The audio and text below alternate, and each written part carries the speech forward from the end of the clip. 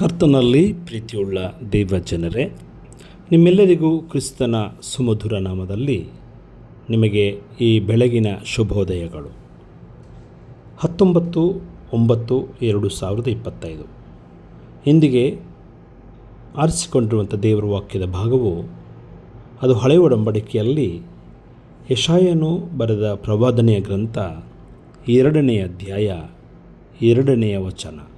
ಅಲ್ಲಿ ಹೀಗೆ ಬರೆಯಲ್ಪಟ್ಟಿದೆ: ಅಂತ್ಯಕಾಲದಲ್ಲಿ ಯೆಹೋವನ ಮಂದಿರದ ಬೆಟ್ಟವು ಗುಡ್ಡ ಬೆಟ್ಟಗಳಿಗಿಂತ ಉನ್ನತೋನ್ನತವಾಗಿ ಬೆಳೆದು ನೆಲೆಗೊಳ್ಳುವುದು.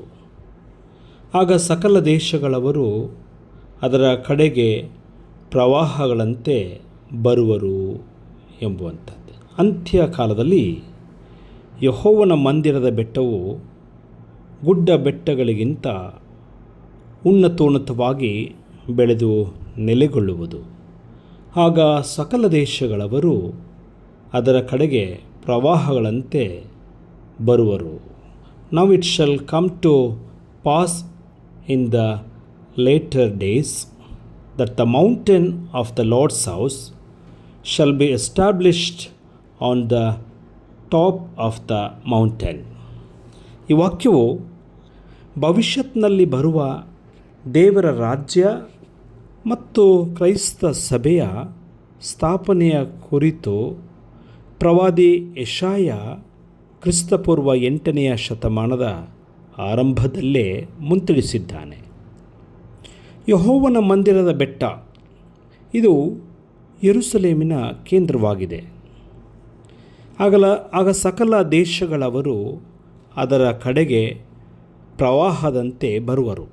ಅಂದರೆ ದೇವರ ಮಂದಿರ ಇತರ ಎಲ್ಲ ಐಹಿಕ ಶಕ್ತಿಗಳು ಆಧ್ಯಾತ್ಮಿಕ ಅಧಿಕಾರವನ್ನು ಪಡೆಯುತ್ತದೆ ಮತ್ತು ನಿಜವಾದ ಆರಾಧನೆ ಮತ್ತು ದರ್ಶನಕ್ಕಾಗಿ ದೇವರಿಂದ ಸಾರ್ವತ್ರಿಕ ಹಂಬಲವನ್ನು ಈ ವಾಕ್ಯ ವಿವರಿಸುತ್ತದೆ. ಈ ವಾಕ್ಯದ ಭಾಗ ಭವಿಷ್ಯತ್ನ ಮೆಸ್ಸಿಯನ ದರ್ಶನವಾಗಿದೆ. ಇತರ ಜನರು ಕೂಡ ದೇವರ ನಂಬಿಕೆಯೆಡೆಗೆ ಬರುವರು, ಪ್ರವಾಹದಂತೆ ಬರುವರು. ಅಂದರೆ ಪ್ರವಾಹವು ಸಮುದ್ರಕ್ಕೆ ಹರಿದು ಬರುವಂತೆ ಆಧ್ಯಾತ್ಮಿಕ ಬೋಧನೆಗಳನ್ನು ಪಡೆಯಲು, ದೇವರ ಕೃಪೆಯನ್ನು ಹೊಂದಲು ಉತ್ಸಾಹದಿಂದ ಮತ್ತು ಹೇರಳವಾಗಿ ದೇವರ ಸಾನ್ನಿಧ್ಯಕ್ಕೆ ಎಲ್ಲರೂ ಬರುವರು ಎಂಬ ಸಂದೇಶವಿದೆ. ಈ ವಚನದ ಆಧಾರದಲ್ಲಿ ನಮ್ಮನ್ನು ನಾವು ಮನನ ಮಾಡಿಕೊಳ್ಳೋಣ. ದೇವರ ಆಶೀರ್ವಾದ, ದೇವರ ಕೃಪೆಯನ್ನು ನಾವು ಹೊಂದಲು ಆತನ ಮಂದಿರದ ಕಡೆಗೆ ನಾವು ಆಸಕ್ತಿಯಿಂದ ಬರಬೇಕಾಗಿದೆ. ದೇವರ ಸನ್ನಿಧಿಗೆ ಬರುವಂಥ ಆಶೀರ್ವಾದವನ್ನು ಈ ವಾಕ್ಯ ನಮಗೆ ತಿಳಿಸುತ್ತದೆ.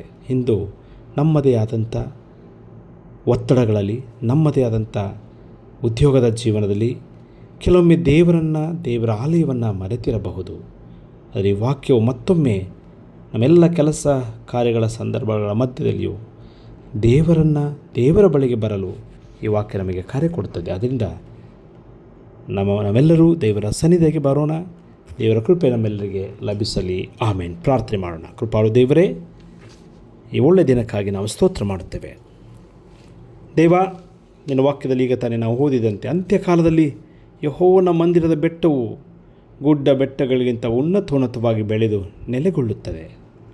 ಸಕಲ ದೇಶದವರು ಕೂಡ ನಿನ್ನ ಆಲಯದ ಕಡೆಗೆ ಪ್ರವಾಹದಂತೆ ಬರುವರು. ಸ್ವಾಮಿ, ನಾವು ಕೂಡ ನಮ್ಮ ಜೀವನದ ಸಂದಿಗ್ಧ ಪರಿಸ್ಥಿತಿಗಳಲ್ಲಿ ನಿನ್ನ ಸಾಮೀಪ್ಯ, ನಿನ್ನ ಪ್ರಸನ್ನತೆಯನ್ನು ಅನುಭವ ಮಾಡಲು ಬರುವಂತೆ ಸಹಾಯ ಮಾಡು. ಯಾಕಂದರೆ ನಿನ್ನ ಸಾನ್ನಿಧ್ಯದಲ್ಲಿ, ನಿನ್ನ ಮಂದಿರದಲ್ಲಿ ದೇವರ ಸಮಾಧಾನವಿದೆ, ನಿನ್ನ ಮಂದಿರದಲ್ಲಿ ಶಾಂತಿ ಇದೆ, ನಿನ್ನ ಮಂದಿರದಲ್ಲಿ ಸುಪ್ರಸನ್ನತೆ ಇದೆ ಎಂಬಂಥ ಅನುಭವಕ್ಕೆ ನಮ್ಮನ್ನು ನಡೆಸು. ನಮ್ಮ ಜೀವನವೇ ನಿನಗೆ ಆರಾಧನೆಯಾಗಿ ದೇವರೇ ಸುಗಂಧವಾದಂಥ ದ್ರವ್ಯವಾಗಿರಲಿ ಕರ್ತನೆ. ನಮ್ಮ ಬದುಕನ್ನೇ ಕರ್ತನೆ ನಿನಗೆ ಆರಾಧನೆಯಾಗಿ ಒಪ್ಪಿಸಿಕೊಡ್ತೇವೆ. ನಮ್ಮ ಬದುಕಿನ ಮೂಲಕ ನೀನು ಆರಾಧನೆ ಘನಮಾನವನ್ನು ಹೊಂದು ಇದನ್ನೆಲ್ಲ ಕೆಲಸ ಕಾರ್ಯಗಳಲ್ಲಿ, ಹೋಗೋಣ ಬರೋಣಗಳಲ್ಲಿ ಸ್ವಾಮಿ ನಿನ್ನ ಜೊತೆಗಿದ್ದು ನಮ್ಮನ್ನು ನಡೆಸು.